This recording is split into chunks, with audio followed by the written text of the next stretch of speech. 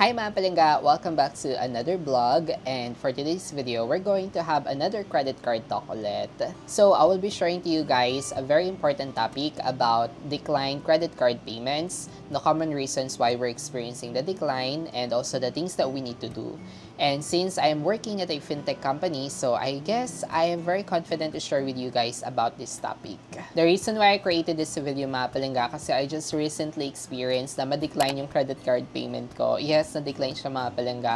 So, bumili kami ng camera sa DJI store for DJI Osmo Pocket 3, and then na-decline yung payment ko. So, super embarrassing talaga. Super embarrassing! Yung tipong okay na lahat kasi na-prepare na nila yung order mo, okay na yung bibilhin mo, tapos magbabayad ka na lang. Tapos, yung tipong magbabayad ka, biglang magkakaroon ng error dun sa kanilang card reader na payment decline or payment failed. So, nakakaano talaga siya, nakakaya kasi nga tipong okay na lahat, tapos naset mo na yung expectation mo na magagamit mo yung credit card mo for payment, and then at the end naman pala is madedecline or magfe-fail yung payment. And before ko share sa inyo mga palangga kung ano nga ba yung reason kung bakit ko na-experience yung decline, share ko muna sa inyo kung ano nga ba yung iba pang mga common reasons or possible reasons kung bakit natin pwedeng ma-experience or possible natin ma-experience yung decline credit card payments. So, number one common reasons mga palangga kung bakit nade-decline yung ating credit card payment is not enough credit limit. So, ito talaga yung pinaka-common reason, especially kapag magpa-purchase tayo, tapos yung purchase amount o yung binibili natin is mas mataas pa doon sa available credit limit natin. Or possible naman na meron nga tayong mataas nga ating credit limit pero hindi pa natin nababayaran or meron pa tayong mga outstanding balance. So, possible din na ma-decline kasi hindi enough yung natitirang credit limit para i-cover yung ating pinupurchase. So, bigyan ko kayo ng example mga palangga para mas malinaw. So, let's say for example, meron kang 20,000 pesos na credit limit, and then nagamit na natin yung 15,000. So, let's say nagamit na natin yung 15,000 pesos at hindi pa natin siya nababayaran.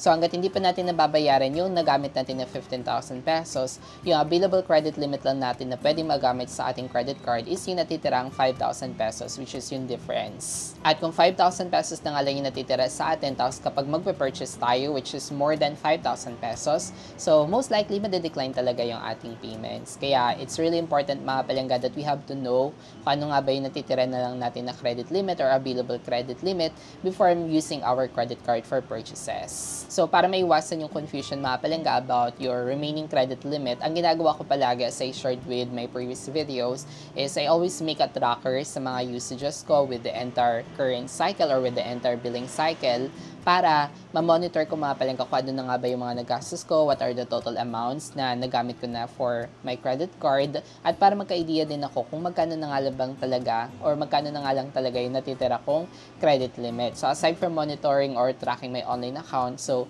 meron din akong sariling tracker para na-update ko talaga yung sarili ko kung ano pa nga ba yung mga usages ko, kasi sa online kasi may mga delay kasi kapag may mga purchases. Pero kapag gumawa ka ng sarili mong tracker, sa alam mo kung ano nga ba yung mga usages na nagamit mo at magkaka-idea ka talaga kung magkano na lang talaga yung natitira mong credit limit. Now, kung purchase amount ka natin mga palangga is more than with our remaining credit limit, so maybe it's time for yun muna na bayaran yung mga nagastos mo na or yung iba mong outstanding balance para ma-replenish yung mga nagamit mo as available credit limit sa iyong credit card.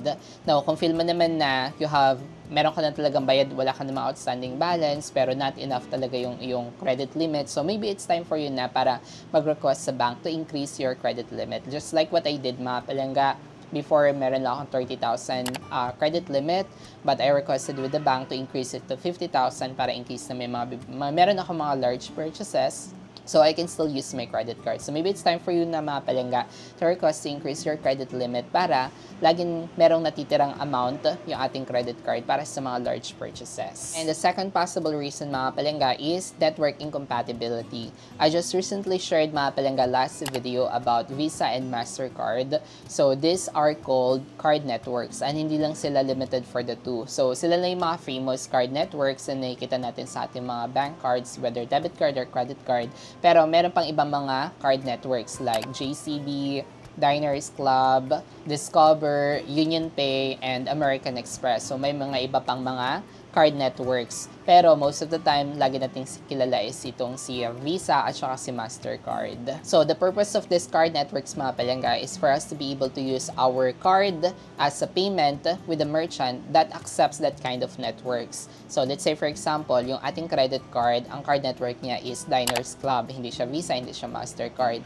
So that means to say na pwede lang natin magamit yung ating credit card na Diners Club, yung card networks, sa mga merchants that accept Diners Club din for card network payments. So in case na Diners Club yung ating credit card tapos si merchant is hindi naman sila nag-accept ng Diners card, nag-accept lang sila ng Visa or Mastercard. So possible talaga na madidecline yung ating payment kasi incompatible yung network ng card natin doon sa ina-accept na network na ginagamit ni merchant. Pero I guess most of the time naman, we always have Visa and Mastercard pagdating sa mga bank cards na ginagamit natin. So I think it's safe naman kasi most of the merchants accept Visa and Mastercard. So I think we're good to go if we're using Visa and Mastercard. Pero kapag iba mga card networks yung gamit mo, especially pag nasa Philippines tayo, so may iba mga merchants na limited lang talaga sa Visa at saka sa Mastercard. Unlike sa ibang bansa na karamihan sa kanila mga merchants is pwede mag-accept ng iba pang mga card networks. And third possible reason for the decline is risk decline. So, sobrang bihira natin ma-encounter itong ganitong error or ganitong decline sa country natin kasi sobrang weak ng ating security system. Unlike sa ibang bansa, napaka-strong talaga ng kanilang security system like sa US. So, in case na may ma-detect lang talaga sila na may risk doon sa activity na ginagamit natin sa ating card. So, most likely madedecline talaga siya. Pero sa atin, dahil hindi ganun ka-strong yung security sa atin, so sobrang bihira ma-encounter itong mga security or risk decline. So again, this type of decline mga palangga is when the security system of the bank detected security alerts or merong security flag alerts na nag-raise doon sa ating payment activity. The reason behind that mga palangga, si bank kasi is meron din silang security system na nilagay doon sa ating mga card na kung saan para ma-lessen yung mga fraudulent activities. Kasi kapag nagkaroon ng fraudulent activities sa ating mga card, tapos kapag nag-file tayo ng dispute and then it goes to our favor, so possible loss talaga siya ni bank. So in case that we may encounter mga palangga this kind of error, like si merchant nakaka-receive ng error that there is like fraudulent error, something ganon, or mga like fraudulent activity dun sa ating payment. So, I guess it's much better to reach out directly sa ating card provider para ma-double check sa end nila kung ano talaga yung pinaka-main reason and also to ask for solution para ma-resolve yun. And then, we can just confirm to them that tayo yung gumagawa ng transaction na yun. But then again, sobrang bihira lang ng ganitong decline. Sobrang bihira ko lang din siya marinig na merong mga security system decline sa end natin o dito sa ating bansa. Pero in case that you will encounter this, guys, so it's much better to reach out directly to our card provider. And the fourth reason for the decline mga palangga is damaged credit card. Our credit card kasi mga palangga has 3 ways para magamit natin for payment. Number 1, it's either using the card details, yung card number, CVV, expiration date na ating credit card. And the second one naman is using the physical card itself. So sa paggamit ng physical card, either we'll be using it as a tap-to-pay option, yung contactless payment na tinatawag ng merchant.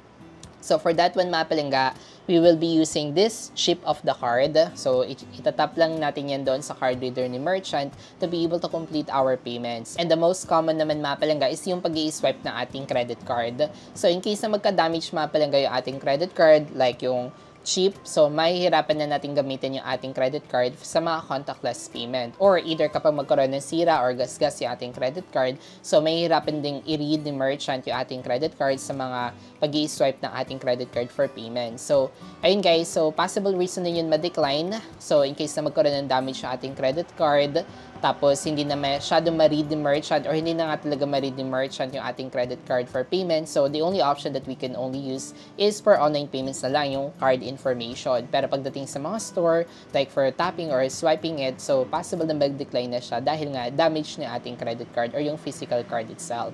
So, in case mga palangga na lagi nyo na na-experience ng decline or nagkakaroon na kayo ng error pagdating sa tap to pay o di kaya sa pag-i-swipe ng card, so kung feel nyo mga palangga na there's something wrong na sa physical physical card nyo, nakikita nyo na may gasgas na siya, hindi na siya okay. So, I guess it's best na mga palengga to reach out to our card provider para makapag-request na tayo ng card replacement. Para nang sa gayon is maiwasan natin yung ganitong issue. So, magkaroon tayo, hindi natin ma-experience ng ganitong declined pagdating sa damaged credit card.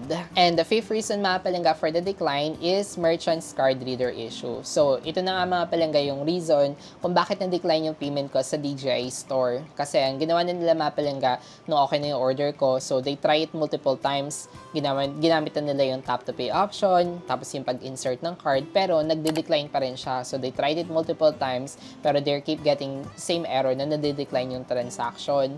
Pero nung double check ko naman mga palengga yung credit limit ko, meron naman ako available credit limit to cover yung specific purchase ko na yun. Tapos okay naman yung card ko kasi nagagamit ko naman siya sa iba mga merchants. At ito talaga yung pinaka-first issue or first na-encounter kong issue na ma-decline yung aking credit card. Kaya parang sobrang weird kung bakit siya na-decline this time. So, naisip ko mga palengga na baka possible decline or risk decline siya. Baka merong security issue kasi large purchases siya. So, trinay ko naman yung debit card ko mga palengga sa kanila, itong Maya card ko.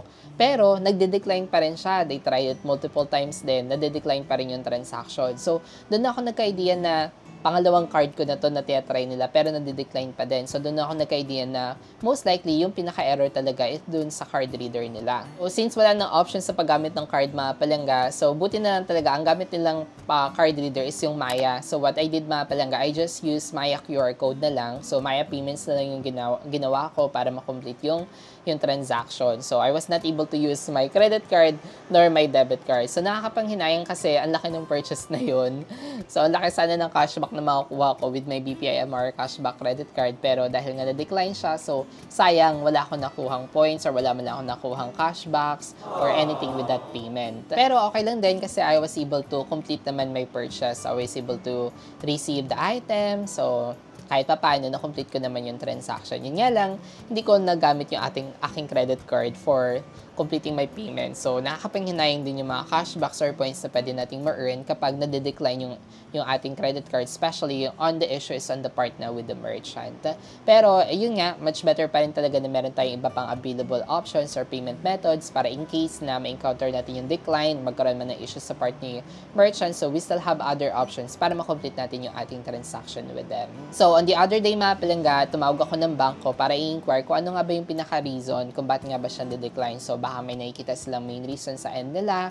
Kasi, inisip ko din na baka nga yung unang reason is security concern. So, tumawag ako kay BPI, which is sa bank provider ko, para ma-double check sa end nila.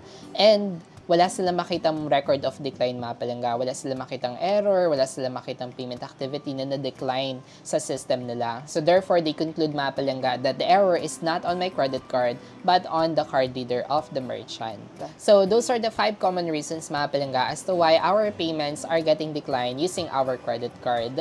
Pero it's still best pa rin talaga mga palengga to reach out directly sa ating mga bank or credit card provider in case na may encounter natin yung decline para ma-double check nila sa system nila kasi sila pa rin makakapagbigay ng main reason or specific reason as to why we're experiencing the decline and how to get it fixed. And other learnings ko din mga palengga, it's really best naman talaga na meron pa tayong iba pang mga payment methods for backup. So in case na magkaroon issue sa ating credit card, so we can use other payment methods like maybe using our debit card or prepare our cash or yung mga online payments na ngayon like Maya or GCash. So, make sure na meron pa tayong mga ibang pang payment methods para in case na ma-encounter natin yung decline sa isa nating payment method, we can try a different payment methods naman. Kasi I know, super embarrassing talaga siya mga palengga. Lalo na kapag pumila ka or pumili ka sa grocery store, tapos pumila ka na napakahaba, tapos ikaw na sa line, tapos na punch na nila lahat ng mga binili mo, tapos for payment na, tapos ma-decline, diba? Tapos, di ba, parang super embarrassing nung ganong moment na tapos wala ka pang iba pang payment method, yun ang gamit mo, dala mo, credit card lang, tapos made-decline pa. So, medyo nakakaya yung ganong situation.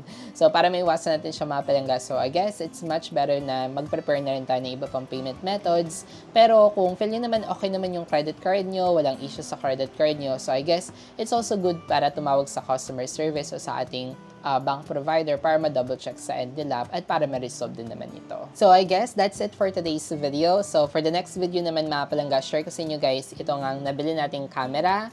So itong DJI Osmo Pocket 3 and I'm so excited mga palangga kasi we're going to have our next travel. So domestic naman yung next travel natin mga palangga. So make sure that you subscribe and hit the bell notification button para updated kayo when I uploaded that video. At kung umabot kayo sa part na ito mga palangga, please give this video a thumbs up for more helpful videos like this. At muli maraming salamat sa mga palangga natin dyan na nakatutok sa channel na ito. And thank you so much guys for your continuous support. I do appreciate it so much. As always, thank you so much guys for watching. It's me again, John Paul, and always remember to be kind to yourself and to others. See you guys on our next vlog. Bye!